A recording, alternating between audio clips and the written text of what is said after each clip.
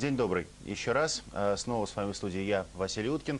Вторая попытка свободного удара за сегодняшний день. Особенных новостей сутки не приносят.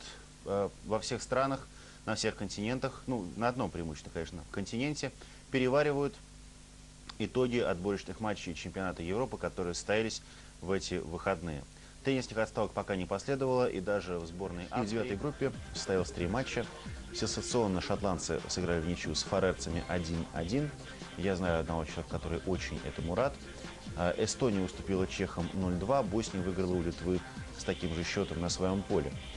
Сборная Чехии здесь решила уже все вопросы. Шотландцы потеряли последний шанс хоть за что-то здесь уцепиться. Ну и чехи, кстати, идут без очковых потерь. По-моему, это единственная команда в европейском отборочном турнире, которая пока не потеряла ни одного очка. Ну и сборная Эстонии сравнительно неожиданно идет довольно неплохо по турниру. Важный матч в этом смысле Эстония-Литва.